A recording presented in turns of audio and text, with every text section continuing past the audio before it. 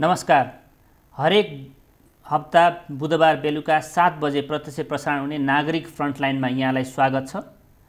गएका केही दिनमा देशमा ठुलै राजनीतिक घटनाहरू घटेका छन्। यस विषयमा छलफल गर्न र नेपाली काङ्ग्रेसको अबका बाटाहरू के हुन्छन्, नेपाली काङ्ग्रेस कसरी अगाडि बढ्छ, देशको राजनीति कसरी अगाडि बढ्छ भन्ने विषयमा कुरा गर्न हामीले नेपाली काङ्ग्रेसका नेता डाक्टर शेखर कोइरालालाई आज स्टुडियोमा बोलाएका छौँ।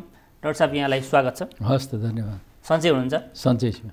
अनि यो अहिलेको देशको राजनीति एकाएक तात्यो नि त। यो त यहाँहरूले के यसको केही पूर्वाभ्यास पाउनु भएको थियो चाहिँ यहाँ केही हुँदैछ, यो ठुलै केही हुँदैछ भनेर? होइन, तपाईँको नेकपा भित्रको द्वन्द्व त हामीले देखिरहेका थियौँ। केही महिनादेखि एकदमै चर्किरहेका थियो र त्यसमा तपाईँको उहाँहरूले एक दुसरालाई निषेधको राजनीति भनौँ त्यो गर्न प्रयास गर्दै हुनुहुन्थ्यो उहाँहरूले। अब यसमा प्राइम मिनिस्टरले आफ्नो देखाउनु भयो प्रेरोगेटिभ भनौँ। अब प्रेरोगेटिभ त म त भन्दिनँ, तर प्राइम मिनिस्टरले चाहिँ आफ्नो प्रेरोगेटिभ देखाएर उहाँले संसद विघटन गरिदिनु भयो। त यो यही होला भन्ने त लागेको थिएन यति छिटो, होइन, अलिकति अझ समय जान्छ कि भन्ने लागेको थियो, तर अब गयो। अब यो त के उपाय छ र? यहाँको पनि भेट भएको थियो नि प्रधानमन्त्रीसँग अलि अगाडि, होइन, एकचोटि? उहाँको ट्रान्सप्लान्टभन्दा अलि ठिक पहिले। त्यति बेलातिर त यस्तो केही कुराहरू त आभास त त्यति बेला पनि अलिअलि आभास उहाँले दिनुभएको थियो, होइन, तर ठ्याक्कै त्यसरी त होइन, तर आभास चाहिँ मैले पाइसकेका थिएँ। सिचुएसन राम्रो छैन, उहाँहरूको बिचमा द्वन्द्व चल्दैछ भन्ने कुरा ट्रान्सप्लान्टभन्दा ठिक पहिलेको कुरा हो। यो अहिले धेरै यो मानिसहरूमा के भएको छ भन्दाखेरि यो नेताहरूले जहिले पनि जस्तोसुकै अवसर दिए पनि खालि दुरुपयोग गर्ने मात्रै भए। 51 सालमा गिरिजाबाबुले पनि त्यही गर्नुभयो। त्यो खेल चाहिँ पटक पटक दोहोरिएर अहिले फेरि आएर चाहिँ प्रधानमन्त्रीजीले पनि त्यही कुरा दोहोऱ्याउनु भयो भन्ने कुरा छ नि। यो होइन, यसरी हेरौँ, 51 सालमा गिरिजाबाबुले जुन गर्नुभयो त्यो संविधान त थियो। त्यसपछि मनमोहनजीले गर्नुभयो, होइन, शेरबाजीले गर्नुभयो। तर अहिलेको संविधान बनाउँदाखेरि हामीहरू एकदमै कसियस भएर बनाएका थियौँ। अत्यन्त हामीहरू त्यसबाट पीडित भएर हामीले बनाएको। त्यो बेला त संविधान त ठिकै थियो, संविधान त थियो। त्यसकारण हामीहरूले कस्तो बनायौँ संविधान भने 2 वर्षसम्म अविश्वासको प्रस्ताव ल्याउन नपाउने, होइन। त्यसपछि तपाईँको अगर प्रधानमन्त्री बन्ने कुनै पनि अवसरहरू भएन भने मात्रै विघटन गर्न सक्ने भन्ने प्रावधान थियो, छ भनौँ न संविधानमा। त अहिले त बहुमतको सरकार थियो, यसले त गर्नै नपाउने, गर्नै नहुने उदिया छ। भनेपछि यो उहाँहरूले कुनै धारा देखाउन सक्नुहुन्न। नजिर भनेर भन्नु छ, नजिर त तपाईँको पहिलेको संविधानमा त बेग्लै कुरा भयो, होइन। यो पहिले र अहिलेको संविधान त हामी त संविधानवादमा विश्वास गरेर हिँड्छौँ नि त, संविधानलाई टेकेर हिँड्नु पऱ्यो नि त, संवैधानिक सर्वोच्चतालाई मान्छौँ नि त हामी। त्यसकारण यो अहिले जुन गर्नुभएको त्यो एकदम अलोकतान्त्रिक र असंवैधानिक। र यसमा राष्ट्रपतिको जुन भूमिका छ, राष्ट्रपतिको भूमिका बारेमा बारम्बार चर्चा पनि हुँदै आइरहेको छ। उहाँले जुन राष्ट्रपतिको जुन पद हो त्यो चाहिँ त्यसलाई चाहिँ त्यो खालको चाहिँ एउटा जुन विवेक प्रयोग गर्नुपर्ने त्यो चाहिँ गर्नुभएको छैन भन्ने कुराहरू पनि भइरहेछ। राष्ट्रपतिको यसमा भूमिका के उहाँले के रोक्न सक्नुहुन्थ्यो यो? होइन, राष्ट्रपतिजीले आफ्नो पदीय मर्यादा, होइन, राष्ट्रपति त एउटा सम्मानित संस्था हो, होइन, संविधानको संरक्षक हो। उहाँबाट यो आश हामीले गरेका थिएनौँ र उहाँले छलफल पनि गर्नु भएन कोहीसित। विज्ञहरू हुन्छ नि, यस्तो परिस्थितिमा विज्ञहरूसित छलफल गर्नु पर्यो, विपक्षी दलको नेताहरूसित कुराकानी गर्नु पर्यो, अन्य दलका नेताहरूसित कुराकानी गर्नु पर्यो। सँगसँगै तपाईँको त्यसपछि उहाँलाई चित्त नबुझेको भए तपाईँले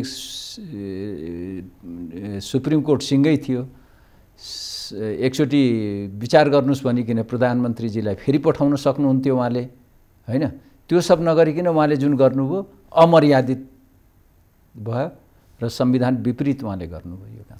अहिले चाहिँ अब यो कुरा त सर्वोच्चमा पुगेको छ, अब यो संवैधानिक इजलासमा पुगेको छ। यहाँलाई के लाग्छ, सर्वोच्चले चाहिँ यो यसलाई चाहिँ ठिक ठहर्याउँछ अथवा यसलाई असंवैधानिक ठहर्याउँछ के लाग्छ? किनभने प्रधानमन्त्रीजीले हिजो मात्रै बोल्नु भएको छ, हिजो कि अस्ति मात्रै बोल्नु भएको छ कि यो चाहिँ सर्वोच्चले यसलाई उल्ट्याउँदैन। आज मात्रै महासचिव पौडेलले पनि भन्नुभएको छ कि यो चाहिँ उल्ट्याउँदैन सर्वोच्चले भनेर। के कसरी बुझ्नु भएको छ यसलाई? अब हेर्नुहोस्, न्यायाधीशज्यूहरूले कसरी यसलाई लिनुहुन्छ होइन, तर यो गैर संवैधानिक हो भन्ने कुरामा दुई मतै छैन, कसैको पनि अर्को मत हुँदैन। तर नेपालमा जे पनि हुन्छ सर्वोच्च अदालतले जे पनि निर्णय गरिदिएको छ, पहिलेका घटनाहरूमा पनि निर्णय गरेको छ होइन। त्यसकारण मलाई लाग्छ सर्वोच्चले यसै हेर्दाखेरि र जसरी तपाईँको संवैधानिक परिषद बन्यो होइन, जसरी मानिसहरू नियुक्ति भए, त्यसमा प्रधान न्यायाधीशजीको पनि सहमतिमै भएको छ भन्ने सुनिन्छ होइन। यो सबै कुराले हेर्दाखेरि अब सर्वोच्चले रिइन्स्टेट गर्छ, पुनर्स्थापन गर्छ भन्ने कुरा अलि कता कता मलाई विश्वास लागिरहेको छैन, लागिरहेको छैन। अब तर संविधान त होइन, त्यो संविधान त रिइन्स्टेट गर्नुपर्ने हो। जस्तै तपाईँकै पार्टीको सभापति शेरबहादुर देउवाजी पनि यो जुन यो होल प्रक्रिया छ यसमा चाहिँ कुनै न किसिमले चाहिँ उहाँले ग्रिन सिग्नल दिनुभयो, किनभने पछिल्लो समय भएका संवैधानिक नियुक्तिमा पनि उहाँका कोटाका मान्छेहरू पनि परेको भन्ने कुराहरू पनि आइरहेछन् नि। सो यो विषयमा के सभापतिको आफ्नो एउटा निर्णय हो कि पार्टीको हो कि कसरी? होइन, पार्टीको त मलाई लाग्दैन पार्टीको कुनै निर्णय भएको छ होइन। अब विपक्षी दलको नेता हाम्रो पार्टी सभापति हुनुहुन्छ, उहाँ विपक्षी दलको नेताको हैसियतले प्रधानमन्त्रीजीसित पटक पटक भेट हुनु स्वाभाविक हो, त्यसलाई म अन्यथा भन्दिनँ। त्यो एकदम स्वाभाविक हो, अन्य देशहरूमा पनि हुन्छ, पार्लियामेन्ट्री प्र्याक्टिस भएको देशहरूमा। तर जसरी संवैधानिक परिषदको अध्यादेश आयो र कतै कतै तपाईको प्रधानमन्त्रीजीले भन्नुभएको छ, विपक्षी दलको नेताको पनि सहमति लियाछु भन्ने उहाँले कहीँ कहीँ अभिव्यक्तिहरू दिनुभएको छ होइन, भन्ने सुनेको हामीले त। र नियुक्ति जुन भएका छन् मानिसहरूको होइन, त्यसले के देखाउँछ भने हाम्रो सभापतिजी पनि शङ्काको घेरामा त हुनुभयो नि, जनताको नजरमा शङ्काको घेरामा त पर्नुभयो यो विषयमा। पार्टीले यसमा के गर्छ त? पार्टीले होइन, पार्टीले त अब गर्ने, हामीले क्वेसन उठाउँछौँ, सेन्ट्रल कमिटीको केन्द्रीय समितिको बैठक चल्दैछ, हामी यो कुराहरू उठाउँछौँ, उठि पनि राखेको छ, आज पनि उठ्या छ, भोलि पर्सि पनि सेन्ट्रल कमिटी छ, त्यो बैठकहरूमा उठाउँछौँ यो कुराहरू, कुनै ऊ होइन। भनेपछि काङ्ग्रेसको चाहिँ के रणनीति हो त? अब काङ्ग्रेसको यसो हेर्दाखेरि चाहिँ बाहिर चाहिँ विरोध गरे जस्तो गर्ने, तर अब चुनावको तयारी गरेर चाहिँ मनमा खुसी भयो काङ्ग्रेस, के हो? होइन होइन, खुसी हुने कुरा होइन। हेर्नु, संविधानमाथि यत्रो ठुलो प्रहार भएको छ, यो खुसीको कुरा होइन। यति अप्ठ्यारो परिस्थितिमा हामीहरूले संविधान बनायौँ, एउटा संविधान सभाबाट बन्न नसकेको संविधान, दोस्रो संविधान सभाबाट, त्यो पनि नेपाली काङ्ग्रेसको नेतृत्वमा संविधान बनाएको हामीले होइन। त्यसमा होला केही त्रुटिहरू छैनन् भन्दिनँ म, त्रुटि त सिम्पल त्रुटि छ, म अहिले नै भनिदिइहाल्नु तपाईँलाई। संवैधानिक परिषदको सदस्य प्रधान न्यायाधीश अनि संवैधानिक इजलासको प्रमुख पनि तपाईँको प्रधान न्यायाधीश, अनि निर्णय के हुन्छ भन्ने कुरा त स्वतः थाहा भइहाल्छ नि। त्यसै हेर्नुहोस् न होइन, त्यो विषयमा हेर्ने भयो। त्रुटिहरू छन् संविधानमा पनि, तर धेरै अप्ठ्याराका बावजुद पनि नेपाली काङ्ग्रेसको नेतृत्वमा संविधान आएको हो नि त होइन। त्यसकारण हामीहरूले यो संविधानलाई बचाएर अगाडि लग्नुपर्ने हुन्छ, त्यसमा भएका त्रुटिहरूलाई सच्याउँदै लग्नुपर्ने आवश्यकता छ हामीहरूको। त अहिले हामीहरू खुसी हुने पर्ने अवस्था त छैन। तपाईँहरू 5 वर्ष चाहिँ प्रतिपक्षमा बस्नु पर्थ्यो, अब त यो 2.5 वर्षमै ओलीजीले चाहिँ विघटन गरिदिनु भयो, अब त नयाँ म्यान्डेट लिन जानलाई 5 वर्ष कुर्नु परेन नि त तपाईँहरूलाई? होइन, त्यो हिसाबले हेर्नुभयो भने हामी त एउटा लोकतान्त्रिक पार्टी हो, निर्वाचनको निम्ति हामी सधैँ तयार हुन्छौँ नि। अब असंवैधानिक काम त प्रधानमन्त्रीजीले गर्नुभएको छ, निर्णय सुप्रिम कोर्टमा गएको छ, रिट परेको छ, संवैधानिक इजलासले त्यसलाई छिनोफानो गर्ला होइन। जे हुन्छ त्यो त हामीले स्वीकारिहाल्छौँ, डेमोक्रेटिक पार्टी भएकोले हामी नाइ नास्ति त भन्दैनौँ, चित्त नबुझ्यो भने पनि हामीले त ऊ गर्नुपर्छ। तर यसको विरोध हामीहरूले पक्कै पनि गर्नुपर्छ। यो अहिलेको जुन असंवैधानिक र अलोकतान्त्रिक कदम जुन प्रधानमन्त्रीजीले उठाउनु भएको छ, त्यसको विरोध हामीहरूले 753 पालिकाहरूमा हामीहरूले गर्नै पर्छ र हामी कुनै पार्टीसित मिलेर होइन, हामी हाम्रो आफ्नो बलबुतामा गर्ने हो। यो संविधान का बारेमा विभिन्न प्रश्नहरू उठ्ने गरेको छ पछिल्ला 3-4 वर्षमा। अब यो संविधान जो अहिलेको जुन ओलीजीको कदम छ यसले गर्दाखेरि चाहिँ यो संविधान चाहिँ कालान्तर चाहिँ यो फेरि चाहिँ यो संविधान चाहिँ अब काम लागेन, अब फेरि नयाँ संविधान चाहियो भन्ने आवाजलाई यसले के बल पुर्याउँछ? किनभने हामीले चाहिँ सडकमा फेरि राजावादीहरूको आन्दोलनहरू पनि देखेका छौँ, अरू विभिन्न फोर्सहरू पनि आइरहेछन् होइन। त्यसले गर्दाखेरि चाहिँ कि यो अलिकति त्यो दिशामा के हुन्छ भने नि, जनताले हामीहरूलाई म्यान्डेट दियो, हामीहरूले संविधान बनायो होइन। संविधान बनिसकेपछि फेरि निर्वाचन भयो, निर्वाचनले एउटा म्यान्डेट दियो, नेकपालाई म्यान्डेट दियो, झन्डै 2/3 बहुमतको सरकार, राम्ररी काम गर। जनताले धेरै कुरा खोजेको छैन। जनताले खोजेको तपाईँको महँगी नियन्त्रण गर, दण्डहीनताको अन्त गर, शान्ति सुरक्षा देऊ, सुशासन देऊ, पारदर्शिता हो र भ्रष्टाचार न्यूनीकरण गर। यही न हो जनताले भनेको। योभन्दा धेरै कुरा त जनताले मागेको छैन। तर केही पनि तपाईहरु सुशासनको नाममा के अवस्था छ देशको? शान्ति सुरक्षा कहाँ छ? भ्रष्टाचार कुन अवस्थामा पुगेको छ? तपाईको दण्डहीनता चरम सीमा भइसक्यो। त जनता त आजित हुन्छ। त र सरकारले डेलिभर नगर्ने, विपक्षी दल तपाईको हामीहरु सुसुप्त बस्ने, त जनता त नि सडकमा आउँछ नि त। तपाईले जुन भन्नुभयो ट्रेडिसनल फोर्सहरु हैन, त त्यो त आइहाल्छ नि, त्यो स्वाभाविक हो। त्यसलाई अन्यथा हामीहरुले लिन हुँदैन। र तपाईकै पार्टीका केही सिनियर नेताहरूले पनि चाहिँ हैन यो चाहिँ हिन्दू राष्ट्र अथवा राजाको विषयमा चाहिँ जनमत संग्रह हुनुपर्छ भन्ने कुराहरू पनि बेला बेला गर्नुहुन्छ नि। त्यसको के त्यो अब चाहिँ सम्भव छ यहाँ अहिले? त्यसको लागि संविधान कोल्याप्स नगरिकिन, संविधान नगइकिन कसरी सम्भव हुन्छ भन्नुस् त? भनेपछि यो के सबैलाई संविधान कोल्याप्स गर्नेतिरै गइरा हुन् कि सबैजना? हैन, म त्यो पनि भन्दिनँ संविधान कोल्याप्स हुन्छ भनेर भनिराखेको छैन म। तर तपाईले प्रश्न गर्नुभयो त्यो गर्नको लागि त संविधान कोल्याप्स गर्नु पर्यो नि। नेपाल माने तपाईको संविधानमा जन्म संग्रहको प्रावधान छ, म यो भन्दिनँ छैन भनेर। तर जन्म संग्रह गर्नलाई त्यहाँ क्लजेसहरु लेखेको छ।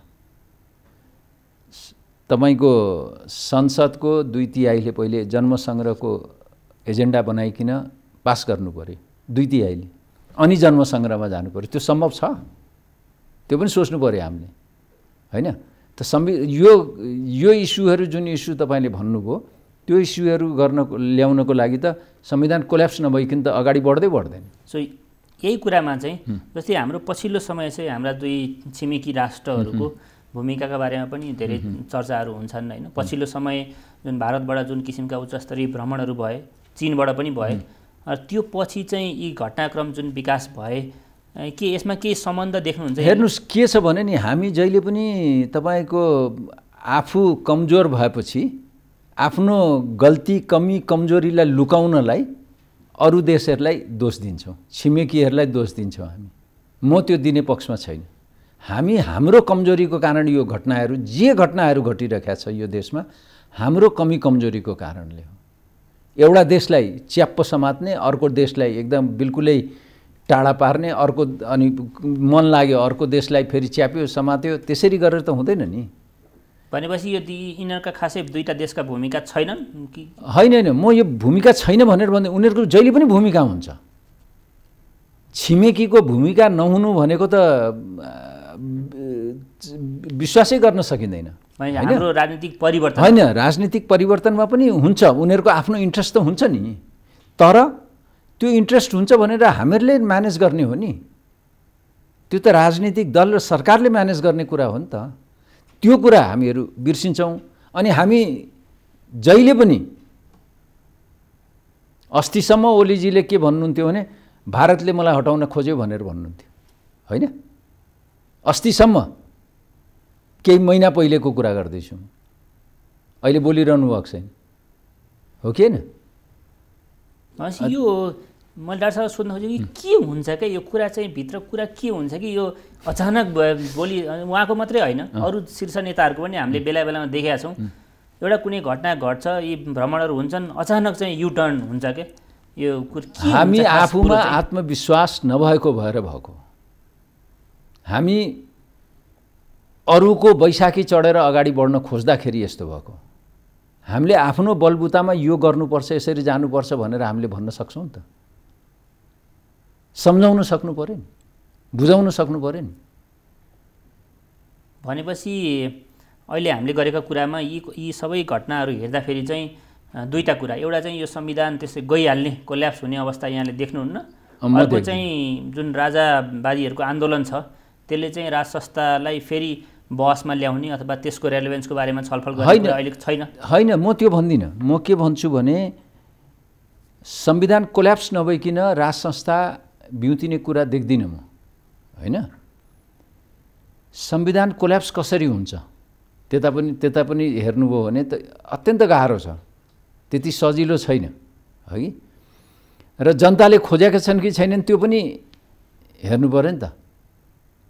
खालि स्ट्रिटमा अलिअलि प्रोटेस्ट भएर मात्रै त हुँदैन नि। हामीहरूले त जनआन्दोलन गर्दै देख्यौँ नि त। 4 वर्ष लाग्यो। 58 सालदेखि हामीहरूले आन्दोलन गरिराखेका हो नि। अनि 63 सालमा गएर फाइनलाइज भएको हो नि त। माने यसको बिजारोपट चाहिँ के भयो अहिलेको पछिल्लो? अब यस्तै हामीहरूले गलत कामहरू गऱ्यौँ भने त हुन्छ नि, त्यसमा त कुनै म अन्यथा भन्दिनँ। तर हामीले राम्रो काम गरिराखेको भए त हुँदै थियो नि, त्यो ग्रुप त सानो भएर हिँड्थ्यो नि त। हामीले राम्रो कामै गरिराखेका छैन, केही पनि जनताको लागि केही नगर्ने, अनि छिमेकीहरूलाई देखाउने या पश्चिमाहरूलाई देखाउने यिनीहरूले गर्यो भनेर भनिदिएर त मात्रै भएन नि। गल्ती कमी कमजोरी हामी आफूमा छ। यो जस्तै हाम्रो यो पछिल्लो घटनाक्रम भनौँ न, यो 46 साल पछिको आन्दोलन पछिका जति सरकारहरू बने, जुन प्रधानमन्त्री अथवा पार्टीले ऐतिहासिक अवसर पाए सबैले गुमाछन्। त्यो म्यान्डेट नै प्रयोग गरे देखिँदैन। अब जनता पनि आजित भए। पछिल्लो समय जुन नेकपाले जुन 2/3 बहुमत प्राप्त गर्यो त्यो पनि साह्रै भएन। एउटा पार्टीले शासन गर्न पाउनु पर्यो 5 वर्ष भन्ने थियो, फेरि त्यो पनि भएन। भनेपछि यसमा कम्युनिस्ट मात्रै होइन, काङ्ग्रेसी नेताहरूको पनि त्यही हाल देखिया छ पछिल्लो समय। भनेपछि यो अब कसरी चाहिँ यो देशमा स्थिरता आउँछ त?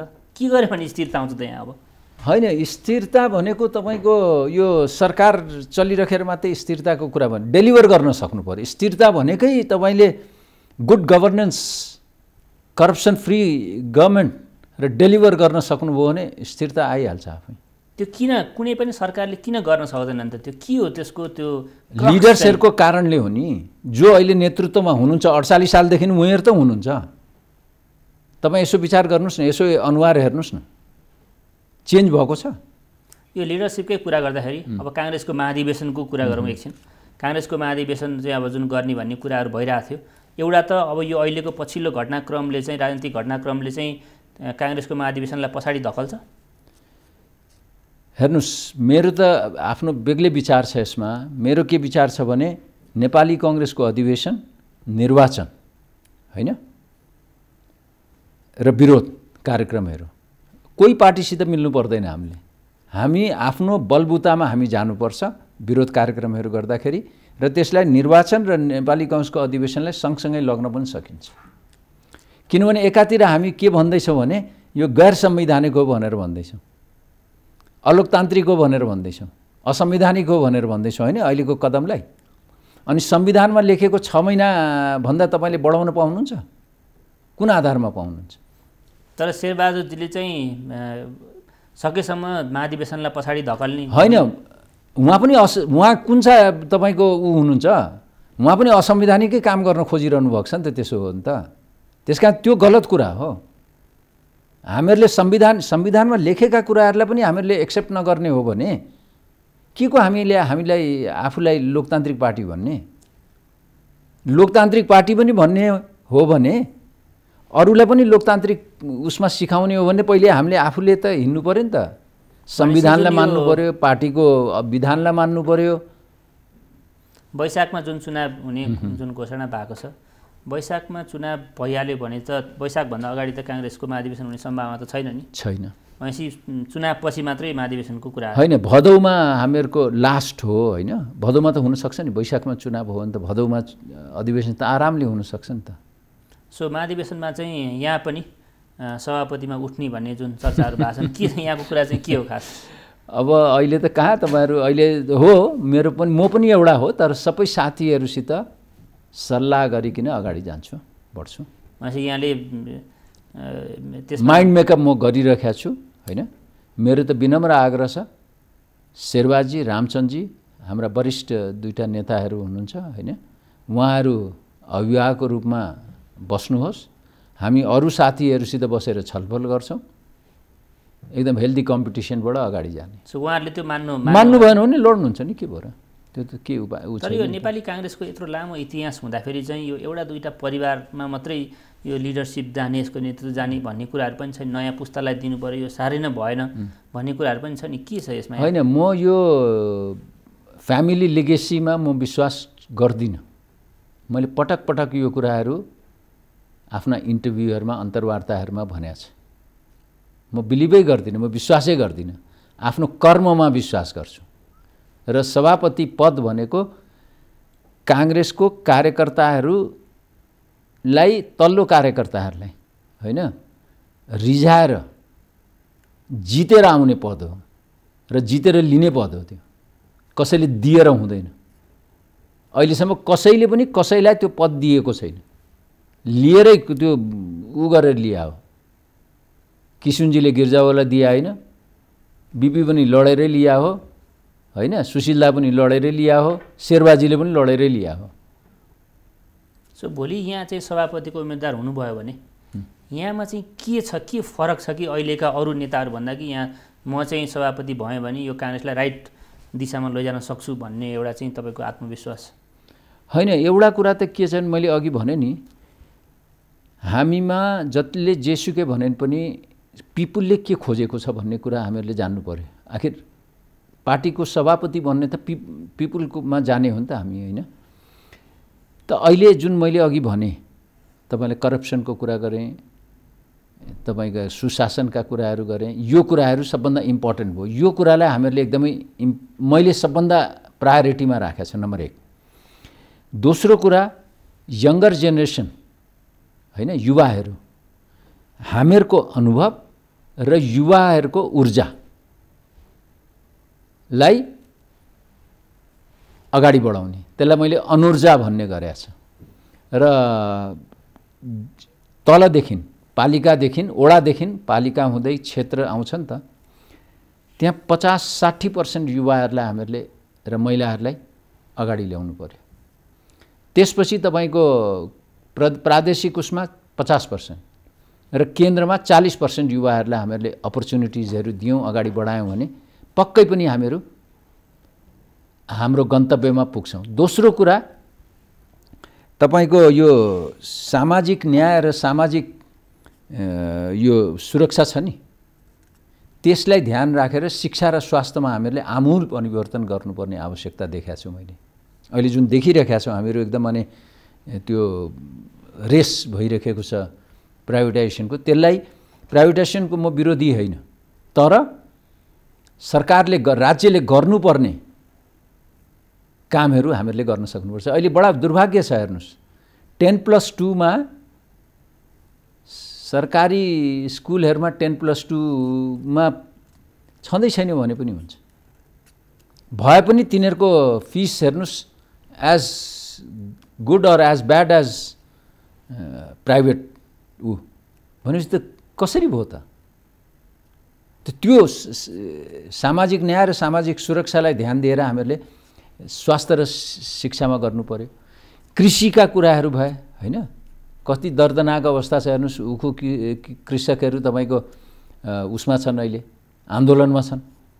3-3 वर्ष 4-4 वर्ष मान्छेले पाउँदैन। म पनि उखु लगाउँछु आफ्नो खेतमा होइन, त हामीहरूलाई कति अप्ठ्यारो भएको होला एज ए फार्मर।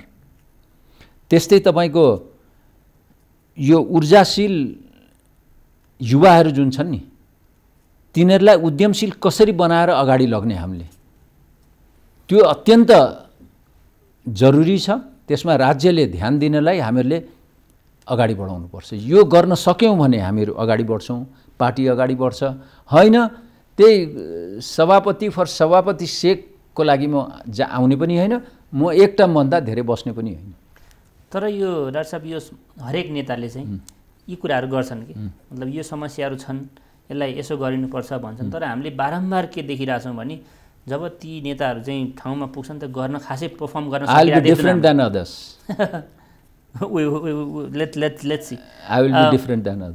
अर्को कुरा चाहिँ अहिलेकै परिस्थितिमा अलिकति जाउँ अहिले चाहिँ मान्छेले यसो के बुझिरहेछन् भने काङ्ग्रेसले विरोध त गरेछ तर जोरदार किसिमले जुन किसिमले चाहिँ विरोध गर्नुपर्ने हो त्यो विरोध चाहिँ गरिरहेको छैन किनभने भोलि सरकारमै जाने कुरा पनि उठिरहेछ फेरि अहिले त केन्द्र सरकार मात्रै यत्र 6-7वटा सरकारका केन्द्र प्रदेश सरकारको कुराहरू पनि छन् भनेपछि के काङ्ग्रेस अब के सरकारतिर जाने माहौल पनि होइन एउटा कुरा अहिले हुन त नेपाली काङ्ग्रेसको केन्द्रीय समितिको बैठक चल्दैछ होइन मेरो आफ्नो ओपिनियन म भन्छु खालि अहिले नेपाली काङ्ग्रेस यो सरकारको मतियार भएर कुनै पनि प्रदेशमा र केन्द्रमा हामीहरू जान हुँदैन सरकारमा त्यो कसैले सोच्छ भने पनि नेपाली काङ्ग्रेसलाई जसले सोचेको छ नेपाली काङ्ग्रेसका कुनै पनि केन्द्रीय नेताहरूले सोचेका छन् भने नेपाली काङ्ग्रेसलाई समाप्त गर्ने बाटोमा गइरहेका छन् तिनीहरू जान हुँदैन हामी एक्लै लड्नुपर्छ कुनै कम्युनिस्टहरूसित हामीहरूले साँठगाँठ गर्न हुँदैन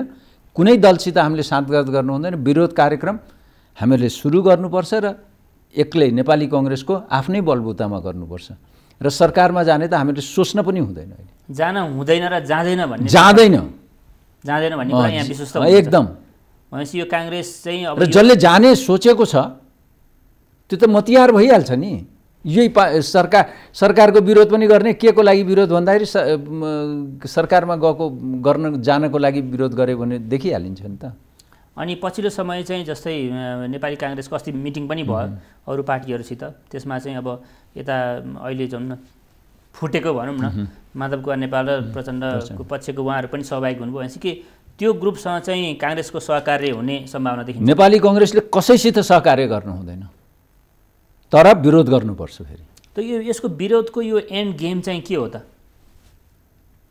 विरोधको यो विरोध काङ्ग्रेसले जुन विरोध होइन नेकपाको नेताहरू प्रधानमन्त्रीले गर्नुभएको असंवैधानिक कदमको बारेमा त विरोध गर्नै पर्यो नम्बर 1 त्यति मात्रै होइन प्रचण्डजी र माधवजीले यो 2.25 वर्ष जुन असंवैधानिक र तपाईको सरकारलाई गलत बाटोमा डोराइरहनु भयो नि कि डोराउनु भएन अध्यादेशहरू मार्फत या तपाईको कानुनहरू बनाउँदाखेरि हामीहरूले विरोध गर्दा गर्दै भ्रष्टाचारको बारेमा उहाँहरू मुखमा ताला लाएर बस्ने हो त यो सबै कुरा त हामीहरूले जनता माझमा जानु पर्यो नि त त्यसले नेपाली काङ्ग्रेसलाई भोलि रिइन्स्टेट भयो भने पनि पार्लियामेन्टमा नि उसले गर्यो भने फाइदा हुन्छ निर्वाचन वैशाखमा भनेको छ त्यसले पनि फाइदा गर्छ नेपाली काङ्ग्रेसले तर यो पछिल्लो 2.5 वर्षमा चाहिँ जति यहाँहरूले भनेकै जुन जति घटनाहरू भए जति कुराहरू भयो नि त्यसमा चाहिँ काङ्ग्रेस प्रतिपक्षको जुन भूमिका हुनुपर्ने हो भएन त्यो भूमिका त भएन नि भएन मान्छु म गलत गराछ काङ्ग्रेसले किन भएन त काङ्ग्रेसले किन सुतेर बस्यो त काङ्ग्रेस किन सुतेर बस्यो त्यो त अब विपक्षी दलको नेतालाई नै सोध्नुपर्छ यहाँ पनि त एउटा होइन म त होइन संसदमा त म छैन नि त त्यसकारण मैले भने पछिल्लो समय उहाँहरूको कमी कमजोरीले हो किनभने नेकपाकै नेताहरूले पनि भन्नुहुन्थ्यो कि हामीलाई त सबभन्दा सजिलो प्रतिपक्ष चाहिँ नेपाली काङ्ग्रेस नै हो एकदम तपाईँले ठिक भन्नुभयो हामीहरूको कमी कमजोरीहरू धेरै छन् ती कमी कमजोरीहरूलाई अब हामीहरूले क्लिन गर्दै जानुपर्छ भनेपछि तपाईँहरूको नेपाली काङ्ग्रेसको स्ट्राटेजी अब विरोध गर्ने पार्लियामेन्ट रिइन्स्टेट हुन्छ होइन पार्लियामेन्ट रिइन्स्टेट हुन्छ भयो भने ठिक भएन भने पनि हामी निर्वाचनको निम्ति त हामी गइहाल्छौँ नि त्यो रिइन्स्टेट हुने नहुने कुरा त अब सर्वोच्चमा छ होइन तर हामीहरूले त सरकारको अहिलेको कदमहरूको विरोध गर्ने र यो 2 वर्ष भएका गलत क्रियाकलापहरूको विरोध गर्दै जाने हामीले अन्त तपाईको हामीलाई त चुनावमा त फाइदा हुन्छ नि त निर्वाचनमा यो वैशाखमा त चुनाव त घोषणा भयो तर धेरै मान्छेहरूले चाहिँ काठमाडौँमा के भन्छन् भने यो वैशाखमा त घोषणा मात्रै हो यो वैशाखमा त चुनाव गराउँदैन पनि गराउन हुँदैन पनि भन्छ नि चुनाव चाहिँ अब त्यो अलिअलि हामीले पनि सुनेका छौँ होइन मार्केटको ऊ चाहिँ नि तपाईँले भनेको कुरालाई स्वीकार्छु म तर वैशाखमा चुनाव भएन भने त्यसपछिको अवस्था भयावह हुन्छ देशको। कसरी के हुन्छ? होइन, किनभने सरकार त्यसपछि के गर्छ? पटक पटक दिनुहुन्छ सरकार के अध्यादेशबाट चलाउँदै जाने, प्रधानमन्त्री र राष्ट्रपतिले जे गरे त्यही हुँदै जाने? त्यो त हुँदैन त। अन्त जनता त सडकमा आइहाल्छन् नि। तर जनतालाई चाहिँ अहिलेको अवस्थामा चाहिँ नेपाली काङ्ग्रेससँग त्यति विश्वास छैन के? नेपाली काङ्ग्रेसले यसको विरोध गर्छ, यसो मिल्यो भने सरकारतिरै जाने भन्ने होइन। जनताले त्यो भन्दैछ। म तपाईँहरूलाई आज भन्दैछु, हामी सरकारमा जाँदैनौँ। यो तपाईँको लाइभ छ यो एकदम स्पष्ट म भन्दैछु, हामी जाँदैनौँ, जान हुँदैन र जाँदैनौँ। तर त्यो अवस्थामा जस्तै पछि जुन 45वटा नियुक्तिहरू भयो अस्ति, त्यसमा चाहिँ अब सभापतिजीको, तपाईँको सभापतिको भनौँ अथवा नेपाली काङ्ग्रेसको जे भनौँ, उहाँहरूले पनि त केही सिट त पाउनुभयो नि। अब को पाउनुभयो त्यो त मैले 45 कति हो के हो त मैले हेरेको छैन, मलाई सोध्नुहुन्छ भने होइन। तर मैले अघि नै भने शङ्काको घेरामा त हाम्रो सभापतिजी परिसक्नुभयो नि। नेपाली कङ्ग्रेसको शङ्का घेरा भने होइन मैले, नेपाली जनताको शङ्काको घेरामा त परिसक्नुभयो नि। नेपाली कङ्ग्रेसको त शङ्काको घेरामा परिसक्नुभयो, तर नेपाली जनताको शङ्काको घेरामा पनि पर्नुभयो नि त। त्यो सिरियस कुरा हो नि त।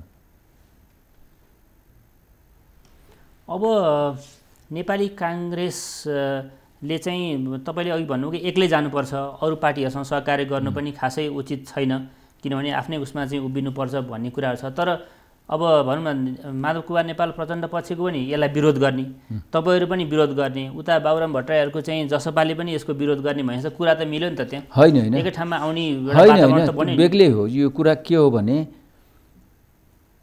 बिपी कोइरालाले जहिले पनि भन्नुहुन्थ्यो हामीहरूलाई कि कम्युनिस्टसित सहकार्य गरेर जाने होइन, हामी आफ्नो विरोध कार्यक्रमहरू बेग्लै गरौँ। जन्मसङ्ग्रहमा पनि हामीले मिलेर जाउँ भनेर त भने हो नि त कम्युनिस्टहरूले। तर उहाँले मान्नु भएन नि। उहाँले सम्झाउनु भयो नि, गणेशमानजी किसुनजीलाई सम्झाउनु भयो, गिरिजावालाई सम्झाउनु भयो, मिलेर जान हुँदैन भनेर होइन। हामीहरूको आफ्नै बेग्लै आइडेन्टिटी छ, हामीले आफ्नो आइडेन्टिटीलाई बचाएर अब जानुपर्नेछ। यो कम्युनिस्टहरूसित मिलेर जाँदाखेरि हाम्रो आइडेन्टिटी समाप्त हुँदैछ, त्यो सिरियस कुरा हो। नेपाली काङ्ग्रेसको पछिल्लो समय एजेन्डा भएन, कम्युनिस्टका एजेन्डाहरूमा चाहिँ पछाडि त्यसलाई जसरी लिनुहोस्, हामी आफ्नो आइडेन्टिटीलाई बचाएर अगाडि जानुपर्नेछ। जस्तै अब आउने निर्वाचनमा नेपाली काङ्ग्रेसले मानिनु जित्यो, बहुमत प्राप्त गर्यो, सरकार माने होइन, नेपाली काङ्ग्रेस लार्जेस्ट पार्टी हुन्छ।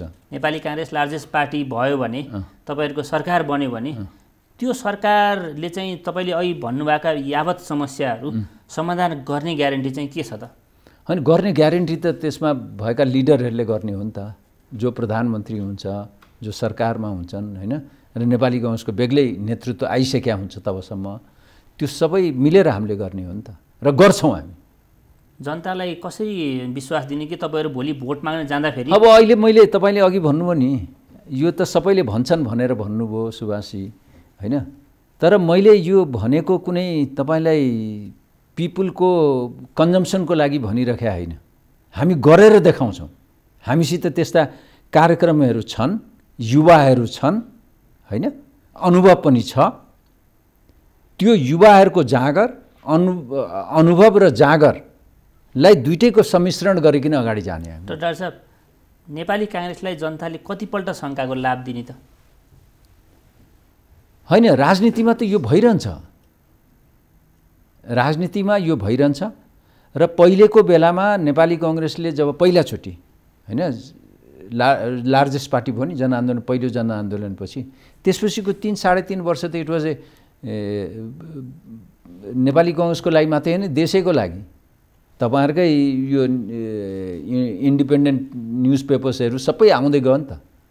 तपाईँको एयरलाइन्सहरू प्राइभेटाइजेसन भयो, तपाईँको अरू कुराहरू भएको छ। कहीँ कमजोरीहरू आएका छैनन् भनेर भन्दैन, ती कमजोरीहरू अब हामीले रियलाइज गरेका छौँ। त्यसलाई कसरी हामीहरूले करेक्सन गर्ने, त्यो करेक्सन गर्दै जानु पऱ्यो र भएका राम्रा कुराहरूलाई त अगाडि बढाउनु पऱ्यो नि। अहिले चाहिँ पछिल्लो समय यी घटनाक्रमबाट दिक्क भएर केही युवाहरूले चाहिँ नयाँ खालको चाहिँ एउटा राजनीतिक एउटा आउनुपर्छ, पार्टी आउनुपर्छ भने जुन विवेकशील साझा पनि जुन गठन भएको छ त्यसलाई चाहिँ कसरी हेर्नु भएको छ यहाँले? होइन, डेमोक्रेटिक उसबाट आउनुहुन्छ उहाँहरू भने ठिकै छ, त्यसलाई त किन, त्यसलाई त हामीहरूले वेलकम गर्नुपर्छ। पार्टीहरू आएको त राम्रै हो, होइन? तर नेपाली कङ्ग्रेसलाई नकार्न सक्दैन जनताले। यति हन्टर खाएको छ नेपाली कङ्ग्रेसले, पनि जनताले त नेपाली कङ्ग्रेसलाई पत्याइराखेको छ नि। यसले डेमोक्रेसीको निम्ति चाहिँ नि कहिले पनि कम्प्रोमाइज गर्दैन भन्ने कुरा त छ नि। अहिले डेमोक्रेसीको निम्ति कम्प्रोमाइज गरिराखेको छ यो सरकारले।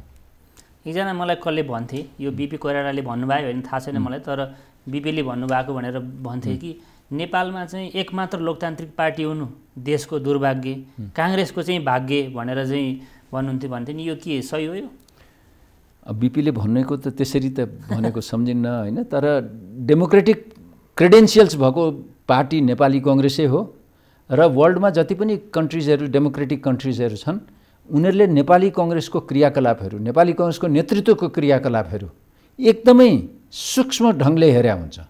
यो तपाईँहरूलाई हामीहरूलाई लाग्छ कि गर्दैनन् भनेर, जति पनि डेमोक्रेटिक कन्ट्रिजहरू छन् उसले नेपाली कङ्ग्रेस सरकारमा हुँदाखेरि गरेका क्रियाकलापहरू, गरेका करप्सनहरू र तपाईँको नेतृत्वकोले गरेका क्रियाकलापहरूको एकदम सूक्ष्म ढङ्गले हेरिरहेका हुन्छ र नेपाली कङ्ग्रेसलाई विश्वास गरिरहेका हुन्छ उनीहरूले। हामी जहाँ जाँदा म एउटा प्रश्न सोध्न चाहन्छु कि यो हाम्रो देशमा पछिल्ला समयमा चाहिँ चाहे नेपाली काङ्ग्रेसका प्रधानमन्त्रीहरू हुन् अथवा कम्युनिस्टका प्रधानमन्त्रीहरू हुन्, यो हरेक पटक चाहिँ केही न केही किसिमले चाहिँ तत्कालीन संविधानको मर्ममा प्रयास गर्ने र अन्ततगत त्यो संविधानलाई तुहाउने जुन प्रयासहरू भए त्यसले संविधानहरू नै परिवर्तन भए, होइन?